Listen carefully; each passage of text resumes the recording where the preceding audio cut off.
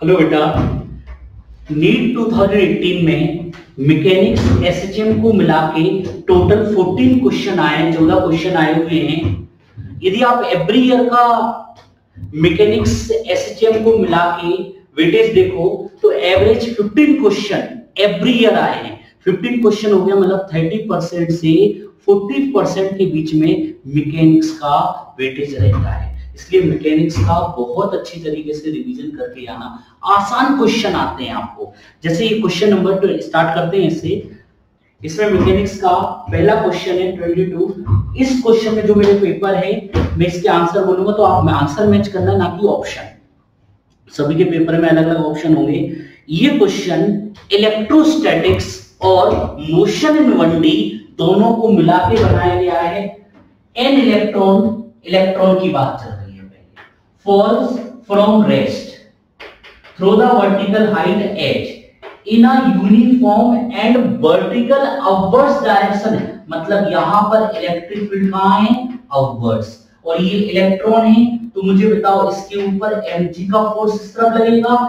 Electron पे कैसा charge होता है? निगेटिव। निगेटिव पे कहां लगता है? इलेक्ट्रिक फील्ड के अपोजिट। तो यदि यहां पर देखा जाए तो एक्सीलरेशन आएगा total g plus QE by m। कैसे लिखा बेटा? यहां पे टोटल फोर्स कितना है? mg plus QE। ये किसके इक्वल लिख सकते हैं हम लोग? ma। और m को डिवाइड कर दो तो ये आ गया। क्वेश्चन में बोला जा रहा है h हाइट फॉल कर रहा है। टाइम कैसे निकालोगे मुझे बताओ? s equal to ut plus half at square. देखो h भी नीचे है, g भी नीचे है, सभी चीज डाउनवर्ड से, तो क्यों ना प्लस ले लें। तो यहाँ पे टाइम का फॉर्मूला हो जाएगा √2h अपॉन a। ऐसे लिख सकते हैं। तो ये हो गया इलेक्ट्रॉन। तो इलेक्ट्रॉन का ये। प्रोटॉन के लिए नेक्स्ट इसमें दिया है a proton is allowed to fall from rest. अब प्रोटॉन की बात करें और ये अलाउ कर रहा है रेस्ट से और सेम हाइट h के लिए कवर कर रहा है। बस इसमें क्या किया गया है? The direction of electric field is now reverse. पहले इलेक्ट्रिक फील्ड कहां थी? ऊपर। अब कहां कर दी? नीचे। मुझे बताओ प्रोटॉन के ऊपर mg का फोर्स तो लगेगा ही, साथ में कौन सा फोर्स लगेगा? इलेक्ट्रिक। इलेक्ट्रिक किस तरफ लगेगा? जल्दी मुझे बताओ किस तरफ लगना चाहिए इलेक्ट्रिक? जिस पॉजिटिव पर जिस डायरेक्शन में इलेक्ट्रिक फील्ड होती है उसी डायरेक्शन में लगता है। तो यहां पर एक्सीलरेशन कितना आ गया? जल्दी बताओ। g plus QE by m। कैसे निकाला? Total force mg plus QE। m को डिवाइड कर दिया, m को डिवाइड करेंगे तो m से m cancel, g plus QE by m। तो देखा जाए दोनों में खेल सिर्फ किस चीज का है? देखो Q सबके लिए सेम है, E के इक्वल, G सबके लिए सेम है, E सबके इक्वल है, M का खेल है। तो मुझे बताओ E प्रोटॉन के लिए कितना आएगा? G plus QE upon M भी लिख सकते हैं। और यहां पर इलेक्ट्रॉन के लिए मास किसका ज्यादा है? मास of the proton is greater then mass of the electron. ध्यान से देखना, ये ज्यादा है तो ये कम होगा। ये बेटा ज्यादा होगा तो ये कम होगा। तो ये कम किससे होगा? इलेक्ट्रॉन का एक्सीलरेशन प्रोटॉन के कंपेरिजन में ज्यादा होगा, क्योंकि इसका मास कम है तो ये ज्यादा, और ये ज्यादा तो ये कम। देख रहे हो ना? ये ज्यादा है, देखो s तो सबके लिए सेम है, ये ज्यादा तो ये कम। तो ये कम किससे होगा? प्रोटॉन से। प्रोटॉन से कम होगा क्योंकि छोटा है। तो अब ऑप्शन पढ़ो। The time of fall of the electron. किसकी बात कर रहे हैं? इलेक्ट्रॉन की। इलेक्ट्रॉन की बात कर रहे हैं हम लोग। The time fall of the electron in comparison to time of fall of proton. तो मुझे बताओ क्या 10 टाइम्स है? नहीं बेटा, मास में तो बहुत डिफरेंस आता है इसके। आपको पता है 5 टाइम्स? नहीं, स्मॉलर। बिल्कुल, इसका टाइम इससे कम है, इसलिए आंसर आएगा स्मॉलर। तो मेरे अकॉर्डिंग आंसर है 3rd। जल्दी से इसको नोट करो।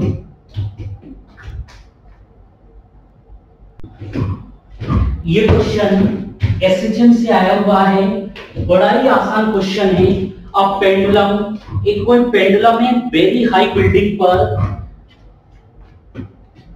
क्या कर रहा है? ये सिंपल हार्मोनिक मोशन एसएचएम कर रहा है। क्वेश्चन को ध्यान से पढ़ो और क्वेश्चन के अंदर बोला जा रहा है आपसे कि 5 मीटर पर from the mean position 5 metre पर इसका एक्सीलरेशन है 20 मीटर पर सेकेंड। टाइम पीरियड पूछा जा रहा है, बहुत ही आसान क्वेश्चन है। a equal to omega square x देखा है mod, a directly proportional to minus x, f होता था तो k आता था, a होता है तो ओमेगा स्क्वायर आता है, याद है। a गिवन है 20, x गिवन है 5 से ये 4 बार कैंसिल, ओमेगा आ गया, कितना आया 2 कैसे आया, रूट लिया तो ये 2 आ गया। टाइम पीरियड क्या होता है 2 pi upon t, sorry 2 pi upon omega, तो ओमेगा कितना है 2, तो आंसर इज 5। क्वेश्चन में बोला है time period of the oscillation, तो आंसर आ गया 5 सेकंड। बड़ा ही आसान क्वेश्चन है, जल्दी से इसको नोट करो।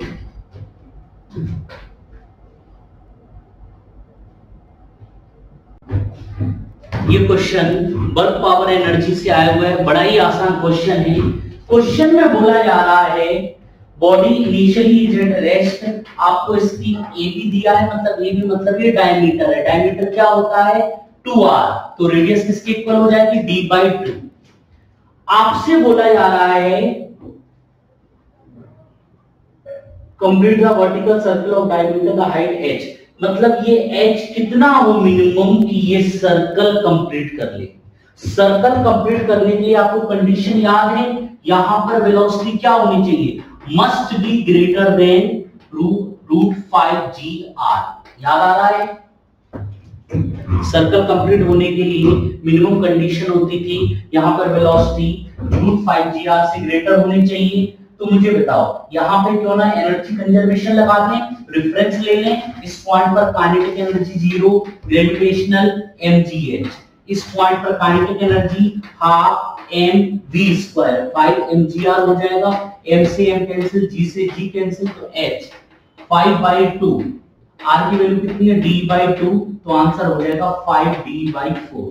आंसर चेक करो, मेरे हिसाब से आंसर इसमें 4 आ रहा है मेरे वाले पेपर में, आप तो इस वाले को आंसर को देखना 5d/4। आसान क्वेश्चन है, नोट करो फास्ट। ये क्वेश्चन रोटेशन से आया हुआ क्वेश्चन है, बड़ा ही आसान क्वेश्चन है।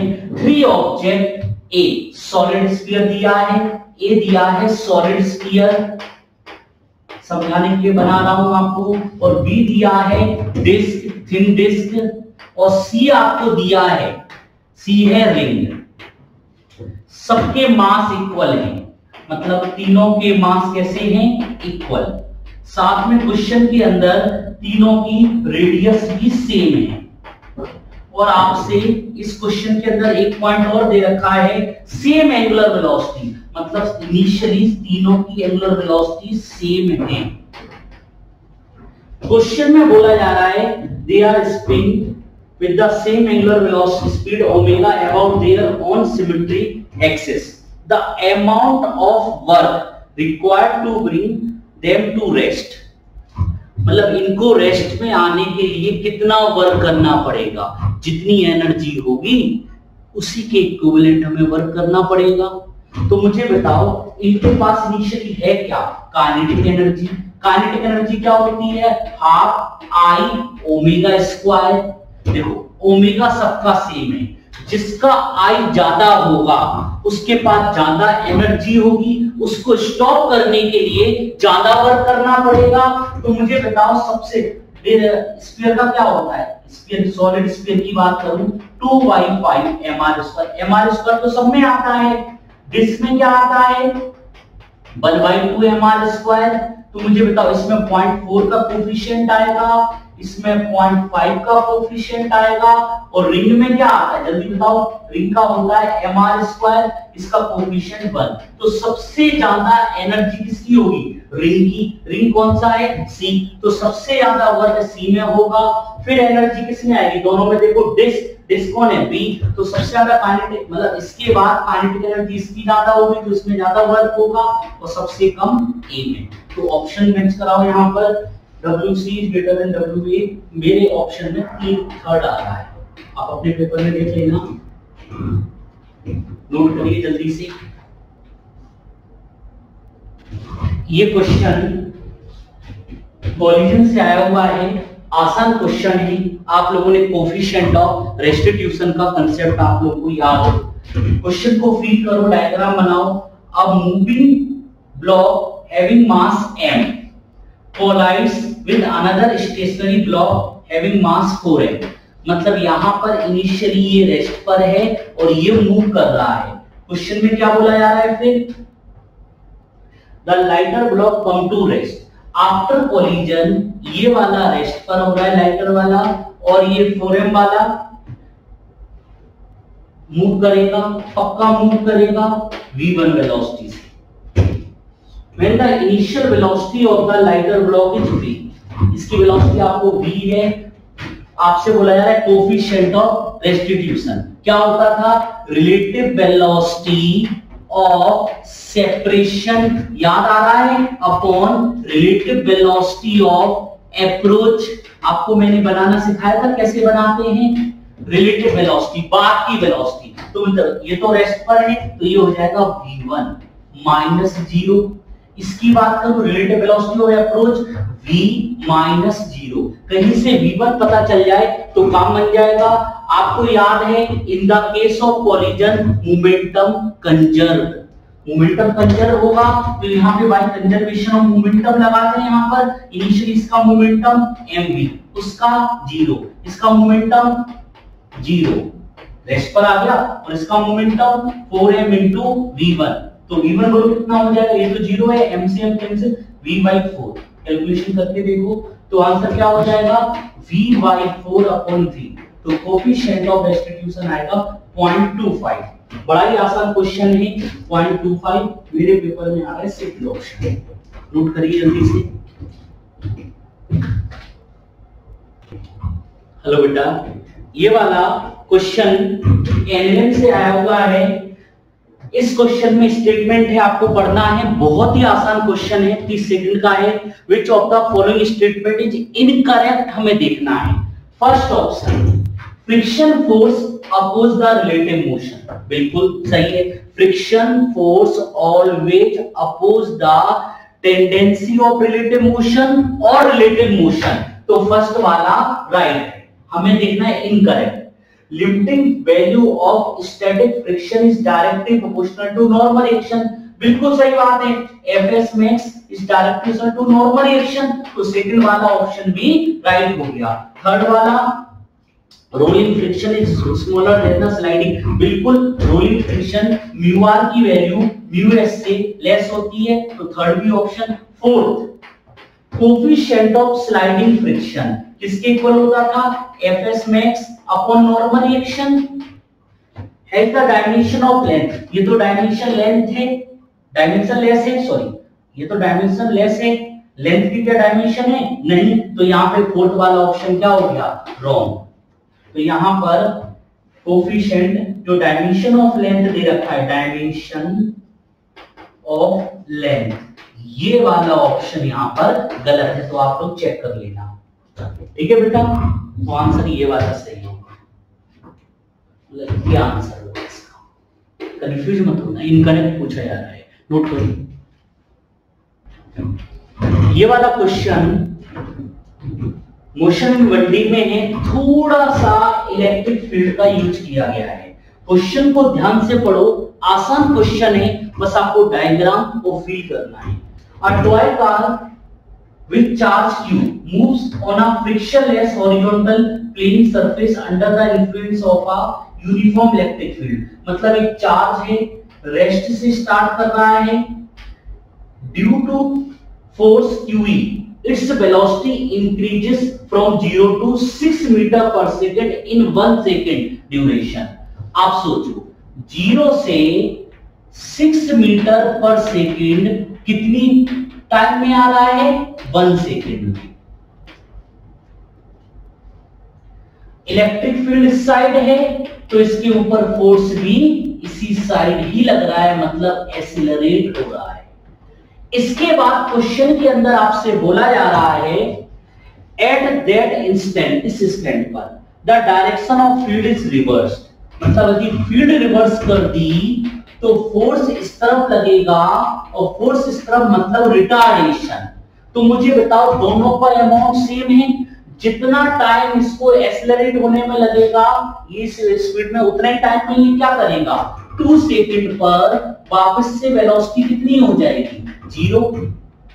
क्वेश्चन में आगे क्या बोला जा रहा है, the car continues to move for 2 more second, मतलब यहां के बाद 2 सेकेंड, तो 1 सेकेंड में तो रेस्ट पर आएगी, फील्ड अभी भी इस तरफ है, तो इसको क्या करेगी, ये वापस इस तरफ मूव करवाएगी, मतलब 3 सेकेंड पर इधर आएगी। यदि आप ध्यान से देखो, इसमें ए सेम है, इसमें ए का मैग्नीट्यूड सेम है, ए का मैग्नीट्यूड सेम है, तो ये सारी डिस्टेंस कैसी आनी चाहिए, इक्वल आनी चाहिए। तो हम कहीं से ये निकाल लें, u पता है, फाइनल वेलोसिटी पता है, ये पता है, ये पता है, तो s equal to ut plus आप या एक काम at स्क्वायर, लेकिन मुझे a नहीं पता, तो a निकालने के लिए v equal to u plus at use कर सकते हैं। v कितना है, v 6 है, u कितना है 0, a निकालना है, टाइम कितना है 1 सेकेंड, तो ये आ गया 6 मीटर पर सेकेंड स्क्वायर।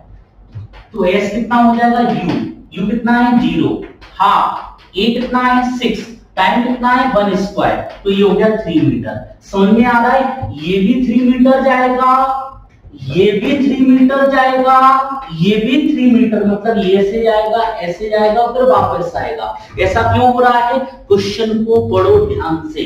पहले ये इस तरफ है, डायरेक्शन रिवर्स कर दी, तो ये क्या करेगा, वेलोसिटी को कम करेगा, रुक जाएगा, फिर ये वापस लेके आएगा। क्वेश्चन में बोला जा रहा है आपसे एवरेज वेलोसिटी। मुझे बताओ एवरेज वेलोसिटी कैसे निकालोगे। एवरेज वेलोसिटी होती है total displacement upon time, initial to final. Total displacement तो 3 आया और टाइम कितना लगा 3 सेकेंड, तो ये हो गया 1 मीटर पर सेकेंड। एवरेज स्पीड बताओ, टोटल डिस्टेंस अपॉन टाइम, यहां पर क्या आया था डिस्प्लेसमेंट। एवरेज वेलोसिटी में क्या आता है डिस्प्लेसमेंट, और स्पीड में क्या आता है डिस्टेंस। डिस्टेंस क्या होती है एक्चुअल पाथ लेंथ, 3 + 3 + 3, तो ये हो गया 9/3, तो ये हो गया 3 मीटर पर सेकेंड। अब ऑप्शन को ध्यान से देखना, पहले कौन लिखा है बाद में नहीं तो कंफ्यूज हो जाओगे। यहाँ पे आंसर में पहले दिया है एवरेज वेलोसिटी, एवरेज वेलोसिटी क्या आ रही है 1, और फिर क्या आ रही है एवरेज स्पीड 3। वैसे ऑप्शन में तो एक ही ऑप्शन है सेकंड, 1 मीटर पर सेकंड यानी 3 मीटर पर सेकंड, तो कंफ्यूजन की कोई बात नहीं है। मेरे वाले पेपर में सेकंड ऑप्शन आ रहा है, नोट करो, समझो बेटा इसको। आसान क्वेश्चन है, बस समझना था। ये क्वेश्चन एनएलएम से आया हुआ है। वैसे तो आप सभी लोगों को इसका आंसर ही रटा हुआ g tan थीटा, मतलब कुछ करने की जरूरत ही नहीं है। फिर भी इस क्वेश्चन को कैसे सॉल्व किया जाता है आप सभी लोगों ने क्लास में किया होगा। क्वेश्चन में बोला जा रहा है the relation between a and theta, the block for the block to remain stationary on the wedge, मतलब इसका एक ही वैल्यू क्या हो कि ये इस पर स्टेशनरी रहे। यदि ये रेस्ट पर होता तो ये डाउनवर्ड्स मूव करता, इसको एक्सेलरेट करेंगे तो यहां पर ये ऐसे, ये क्या रहना है स्टेशनरी। तो हमें इसकी एफबीडी कहां से बनाना चाहिए, FBD of small m with respect to, कहां से बनाना चाहिए मुझे इसकी एफबीडी, यहां से। तो मुझे बताओ इसके ऊपर कौन कौन सा फोर्स है। एक लग रहा है नॉर्मल रिएक्शन, एक लग रहा है mg, और एक लग रहा है इसी पे बैठ के दिख रहा है तो कौन सा लगेगा शूडो। शूडो क्या लगता है mass into non inertial frame का एक्सीलरेशन। आप मुझे बताओ यदि मैं इसको सॉल्व करूं पूरे को, तो ये नॉर्मल रिएक्शन है, ये शूडो है, ये mg है, थीटा, ये थीटा है, ये थीटा, ये 90 माइनस थीटा, ये थीटा, इस तरफ वाला कॉस, इस तरफ वाला साइन। तो मुझे बताओ साइन थीटा किसको बैलेंस कर रहा है शूडो को, और n cos थीटा किसको बैलेंस कर रहा है जल्दी बताओ mg को। बेटा ये वाला इसको, ये वाला इसको डिवाइड कर दो, tan थीटा कितना हो गया a/g। पहले ही बोला था मैंने ये वाला क्वेश्चन तो वैसे सॉल्व करने की जरूरत ही नहीं है, क्योंकि सभी लोगों को क्लास में कहीं ना कहीं बताया जाता है, बच्चों को याद भी होता है g tan थीटा। नोट करिए जल्दी से। ये वाला क्वेश्चन रोटेशन से आया हुआ क्वेश्चन है, बड़ा ही आसान क्वेश्चन है। क्वेश्चन को पढ़ो। फोर्स दिया है इज एट, किसी कोऑर्डिनेट दिया आपको 2, 0, -3, इस पॉइंट पर एक्ट हो रहा है। अबाउट द पॉइंट, इस पॉइंट के अबाउट आपको टॉर्क निकालना है। तो सबसे पहले मुझे आर चाहिए। आर कैसे निकालेंगे? इस पॉइंट पर एक्ट हो रहा है, इस पॉइंट के अबाउट, तो ये वाली मुझे आर चाहिए वेक्टर फॉर्म में। बोलो यस सर। तो कैसे निकालोगे? इसमें से इसको माइनस, ये आई और ये जे लेंगे, एक्स वाई जेड याद है, 2 में से 2 जाएगा 0 आई के, 0 में से -2 जाएगा तो माइनस माइनस प्लस हो जाएगा। कैसे? 0 माइनस, ये माइनस है तो बेटा प्लस, यहाँ पे दिस माइनस, तो माइनस माइनस प्लस, तो 3 में से माइनस माइनस प्लस 2 जाएगा तो कितना बचेगा? -1 है। और फोर्स आपको गिवन है, तो टॉर्क क्या आता है? Moment of force. टॉर्क होता है r क्रॉस f, और r क्रॉस f कैसे निकालते हैं जल्दी बताओ? I J K, I कितना है? सॉरी I J K, पहले लिखो r कितना आया है? 0, 2, -1, और फोर्स कितना आया? 4, 5, -6। पहले किसका नंबर आता है? I का। ये वाला हाइट करो 6 -12 माइनस, ये करोगे ये वाला I वाला हाइट करोगे, पहले मल्टीप्लाई इसका करोगे, माइनस माइनस प्लस, J के साथ क्या आता है? माइनस, J वाले हाइट करो, ये हाइट होगा ये, दिस इनटू दिस 0, माइनस 4 -1 -4, और ये माइनस है तो ये +4, और K के साथ क्या आता था? प्लस। याद आ रहा है? कैलकुलेशन है और कुछ नहीं है। ये वाला पहले इसका मल्टीप्लाई करोगे, 0 -8, 12 - 1 -7 आई कैप, और ये वाला -4 जे कैप -8 के कैप। ये आंसर आ रहा है। मैच करो कौन सा वाला ऑप्शन आ रहा है यहाँ पर? इस वाले में -7 -4 -8, मेरे वाले पेपर में 4 है। आप लोग एक बार ऑप्शन यहाँ पर चेक करो। ये क्वेश्चन इंस्ट्रूमेंट से आया था, आप लोगों ने 11th क्लास में पढ़ा होगा स्कूल के अंदर। बड़ा ही आसान है, बस आपको पता हो, स्क्रू रोज का कंसेप्ट आपको याद है। इस क्वेश्चन के अंदर आपको लीस्ट काउंट गिवन है। लीस्ट काउंट कितना गिवन है? 0.001 सेंटीमीटर, या इसको 0.01 mm लिख सकते हैं मिलीमीटर में। 10 का मल्टीप्लाई कर दिया सेंटीमीटर से मिलीमीटर में कन्वर्ट करने के लिए। मेन स्केल रीडिंग आ रही है 5 mm, and zero of circular scale division coincides with the 25 divisions above the reference line। यदि आपको याद हो फॉर्मूला, तो यहां पर रीडिंग क्या आती थी? रीडिंग आती थी main scale reading plus number of, यहां पे नंबर ऑफ डिवीजन आते थे into circular scale into least count. तो मेन स्केल रीडिंग कितनी है? 5 mm प्लस n कितना है? n इसमें कितना दे रखा है? कितने डिवीजन कोइंसाइड कर रहे हैं? 25, और लीस्ट काउंट कितना है? 0.01 mm। तो 5 प्लस 0.25, तो ये कितना हो गया? 5.25 mm। अभी आंसर ये नहीं है। इस क्वेश्चन में आगे दिया है if screw has the zero error of negative, मतलब यहाँ पे नेगेटिव एरर है। आप समझो यदि इधर से स्टार्ट हो रहा है, नेगेटिव है तो इधर से स्टार्ट होगा, तो ये चीज और ऐड करनी पड़ेगी हमें। या फिर सिंपली हम लोग जहां भी नेगेटिव एरर होता था, नेगेटिव एरर आप लोगों ने ये एरर पढ़ा हो, तो करेक्ट रीडिंग यहां पर आएगी।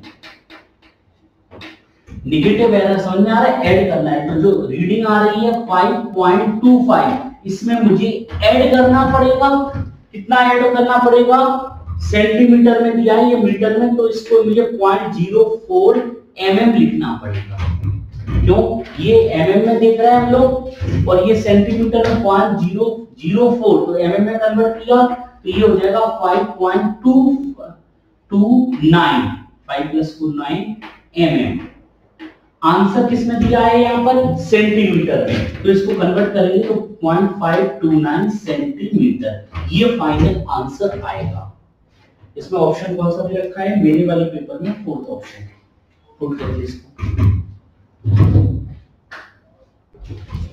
ये क्वेश्चन रोटेशन से आया हुआ क्वेश्चन है, बड़ा ही आसान क्वेश्चन है यदि आपको कंसेप्ट याद हो। A solid sphere is rotating freely above symmetrical axis in free space. Radius of the sphere increase.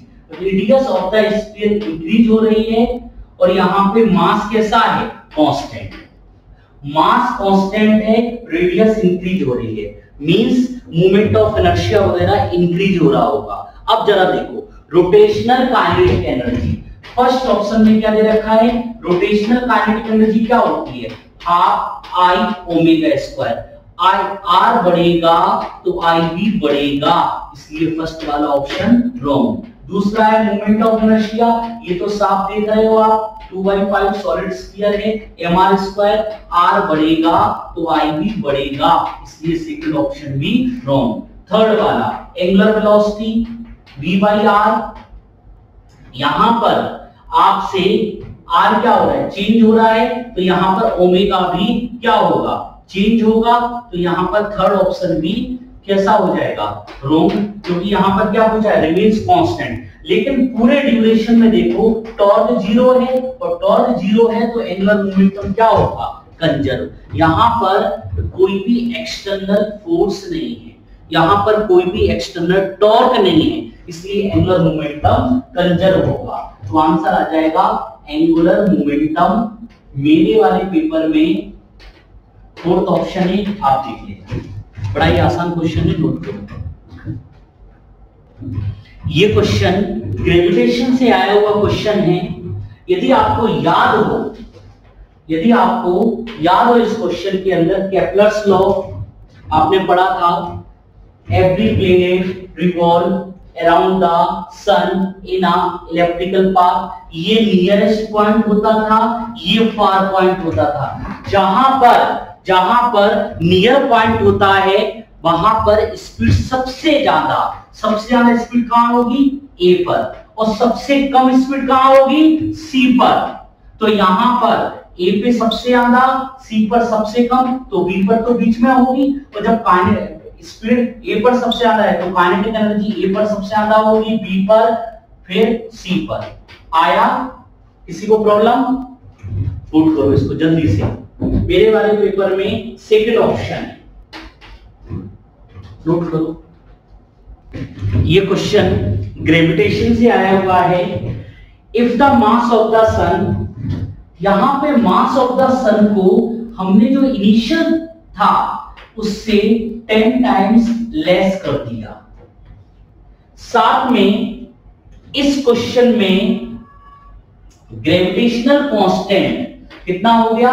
10 times, जो इनिशियली था उससे 10 टाइम्स हो गया। तो आप मुझे बताओ जी की वैल्यू, अर्थ पर जी की वैल्यू पे क्या फर्क पड़ेगा? आप लोगों ने पढ़ा है जी एम इक्वल टू होता था capital G M E equal to G R E square, ये था इनिशियली। अब क्या हो गया जल्दी बताओ? जी को कर दिया 10 times, mass of the earth जितना है उतना ही है। अब new G, radius of the earth उतना ही है। तो मुझे बताओ जी की वैल्यू कितनी हो जाएगी पहले के कंपेरिजन में? इसको यदि मैं लिख दूं जी आर ई स्क्वायर तो ये 10g हो जाएगा। बेटा बात समझ में आ रही है? मतलब अब अर्थ पर यदि ग्रेविटेशनल कांस्टेंट को 10 टाइम्स कर दिया तो ग्रेविटी की वैल्यू 10 टाइम्स इंक्रीज हो जाएगी। अब बोला जा रहा है आपसे, इस क्वेश्चन के अंदर बोला जा रहा है नॉट करेक्ट, अपन को फॉल्स वाले स्टेटमेंट देखना है। तो फर्स्ट वाला है time period of simple pendulum on the earth would decrease 2π√L/g। जी बढ़ेगा तो टाइम पीरियड कम होगा, इसलिए फर्स्ट वाला सही है। Second, walking on the ground would becomes more difficult, बिल्कुल सही बात है, क्योंकि जो एफएस मैक्स होता है वो डायरेक्ट नॉर्मल रिएक्शन, यहां पर जी के बढ़ने से नॉर्मल रिएक्शन बढ़ जाएगी, जिसके वजह से हमें हमारा वेट भी बढ़ जाएगा। बात समझ में आ रहा है? तीसरा, रेन ड्रॉप्स फॉल फास्टर, बिल्कुल जल्दी, क्योंकि यदि मैं टाइम की बात करूं तो √2h/g, जी बढ़ गया तो टाइम कम हो गया, मतलब जल्दी पहुंच गई तो फास्ट हो गया, तो सेकंड भी राइट है, थर्ड भी। Fourth, G on the earth will not change, तो यहाँ पे फोर्थ वाला रॉन्ग है और यही आंसर है। आंसर क्या हो गया? G on the earth will not change, मतलब ये वाला आंसर राइट है, ठीक है ना, ये वाला आंसर है। मैच करा लो, नोट करो जल्दी से।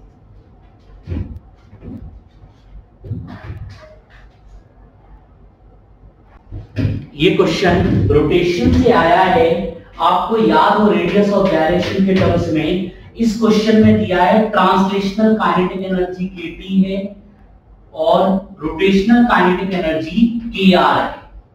अच्छा, टोटल काइनेटिक एनर्जी कौन सी होती थी? The sum of translational plus rotational, याद आ रहा है? इसी को हम लोगों ने ऐसे भी याद करो, फॉर्मूला आया था 1 + k² r², radius of gyration के टर्म्स में। कुछ याद आ रहा है या आपको नहीं आ रहा है तो half mv² + half i omega, omega को v/r ऐसे भी कर सकते हो। क्वेश्चन में बोला जा रहा है ratio of translational kinetic energy upon total kT + kr है, मतलब टोटल, ये पूछी जा रही है। तो ट्रांसलेशनल कौन सी है? हाफ mvcm², और ये वाला हाफ mvcm², 1 + k²/r², इससे कैंसिल हो गया। आप याद करो रेडियस ऑफ गायरेशन किसकी बात चल रही है? Solid sphere. जो सॉलिड स्फीयर का मोमेंट ऑफ इनर्शिया होता था उसका कोफिशिएंट याद आ रहा है? k²/r² कितना आएगा इसके लिए? सॉलिड स्फीयर के लिए 2/5, तो यहाँ पे 2/5 पुट करो, 2/5 पुट करोगे तो कितना हो जाएगा? 7/5, तो ये हो जाएगा 5/7। ये आंसर आ गया मेरे वाले पेपर में, सेकंड ऑप्शन। नोट करो बेटा फास्ट।